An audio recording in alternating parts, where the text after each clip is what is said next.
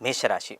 ಮೇಷರಾಶಿಯಲ್ಲಿ ಜನನವಾಗಿರೋರಿಗೆ ಅದ್ಭುತವಾದಂತಹ ವಾರ. ಕೆಲಸ ಕಾರ್ಯಗಳಲ್ಲಿ ಯಶಸ್ಸು, ಏಳಿಗೆ. ನೋಡಿ, ಚಂದ್ರ ಹಾಗೂ ರವಿಯರ ಸಂಯೋಗ ಏನಂದರೆ ಅದು ಮಾತಾಪಿತೃಗಳ ಸಂಯೋಗ ಅಂತ ಹೇಳ್ತೀವಿ. ಅಂದರೆ ಒಂದು ಶಕ್ತಿವಂತವಾದಂತಹ ದಿನವನ್ನು ಮೇಷರಾಶಿಯಲ್ಲೂ ನೀವು ನೋಡ್ಬೋದು. ಅದೇ ರೀತಿ ಉತ್ತರೋತ್ತರ ಅಭಿವೃದ್ಧಿ ಕಾಣುವಂಥದ್ದು, ಹಣಕಾಸಿನ ವಿಚಾರದಲ್ಲಿ ಸುಧಾರಣೆ ಕಾಣುವಂಥದ್ದು, ಯಾವುದೋ ಹರಿಹರಿಸು ಹಳೆಯ ಒಂದು ಹಣಕಾಸುಗಳು ಬರಬೇಕಾಗಿತ್ತು, ಅದು ಸಹ ನಿಮ್ಮ ಕೈ ಸೇರುವಂಥದ್ದು.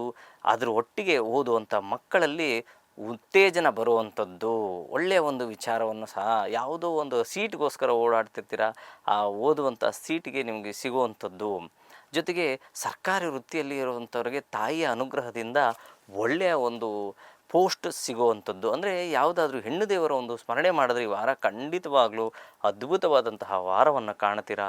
ಅದರಲ್ಲೂ ಪ್ರಮುಖವಾಗಿ ಬುಧವಾರ ಹಾಗೂ ಸೋಮವಾರ ಶುಭವಾರಗಳಾಗಿರ್ತವೆ. ನೀವು ಹೆಣ್ಣು ದೇವರ ಸ್ಮರಣೆ ಅಂದರೆ ದುರ್ಗಾಪರಮೇಶ್ವರಿ, ಅಂಬಾಭವಾನಿ, ರಾಜರಾಜೇಶ್ವರಿ ಈ ರೀತಿಯಾದಂತಹ ಹೆಣ್ಣು ದೇವರ ಒಂದು ಸ್ಮರಣೆ ಮಾಡಿ ಈ ವಾರ ಎಲ್ಲ ತುಂಬ ಒಳ್ಳೆಯ ಒಂದು ಫಲವನ್ನು ಕಾಣ್ತೀರಾ.